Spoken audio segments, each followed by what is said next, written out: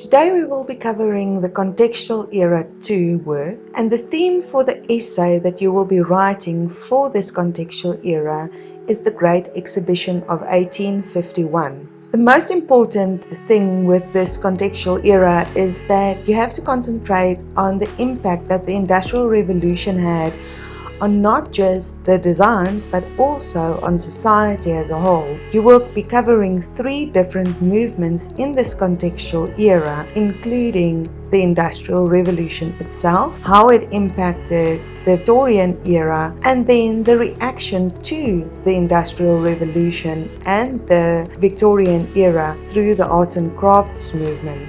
The Great Exhibition was an amazing time period. What happened during that time was that in 1851, Queen Victoria wanted to have an international exhibition, the first international exhibition. At that stage, they called it the Crystal Palace Exhibition, where they put up this amazing structure where the exhibition could be held. Now this PowerPoint show will be shared with you, and you will be able to watch the videos with audio in your Google Classroom. Henry Cole and Prince Albert organized the international exhibition, and there's never been an exhibition held like this. This gave people an opportunity to share the ideas that they had in their countries. They could go and show the machinery, the textiles, the inventions that they've come up with in their own countries and share it worldwide. There's never been an exhibition like this, and people have never been exposed to designs like this. The Great Exhibition was really important because all industrially produced products could be shared with people. However, this would not have been possible without the Industrial Revolution. The Industrial Revolution was a period of major industrialization that took place during the late 1700s and the early 1800s.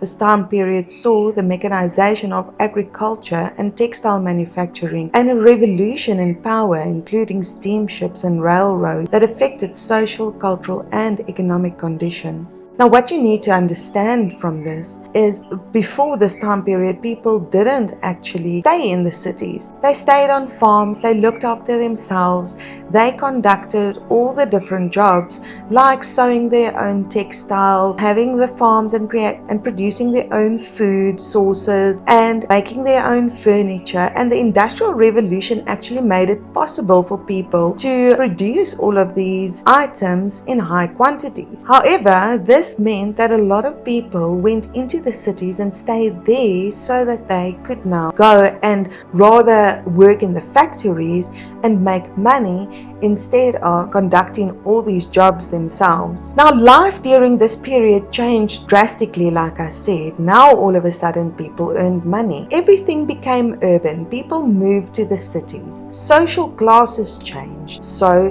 where people used to be handcrafters, they were now laborers. And professions that were once considered artisans or handcraft were being industrialized, and those people were no longer needed, putting them in the working class. Now, this was the negative side of the Industrial Revolution, as so many people actually lost their way of life and their standard of life. As they moved into the cities and started working in these factories, they lived in slums, and their children and their wives had to work in the factories, and it was actually a very dangerous time. Now, in 1851, the Great Exhibition took place, and this was during the Victorian era. And this would not have been possible without the Industrial Revolution and the developments that we could see there. Steamships and international travel was something that never happened before, and the Industrial Revolution made this possible. So the types of work on display at the exhibition changed linen, textiles, iron and steel across the world. People were exposed to machines that they've never seen before, like I said, and they gained knowledge from other countries. Each country had an area in which they could exhibit. Each country could therefore show the developments and products popular in their country. Now, this resulted in an eclectic design during the arts and crafts movement. Eclecticism is when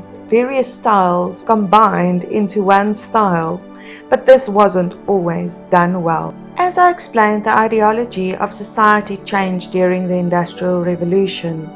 People moved from farms to the city and started working in the industries. The ideology of design changed due to the Great Exhibition of 1851, as all of a sudden people had influences from all over the world. Not only that, they could also change their idea of design now. They weren't the creators of it anymore, or the craftsmen. They were now just the designers and engineers, and these designs could be made in factories. The Great Exhibition of 1851 in turn influenced design style, like I explained, and during the arts and crafts movement, the influence of Japanese art as well as the Gothic medieval designs could be seen. The arts and craft movement were highly against the influences of the Industrial Revolutions on society and wanted to bring good quality designs and handcraft back. I've included a timeline for you so that you could see the developments from 1712 to 1895.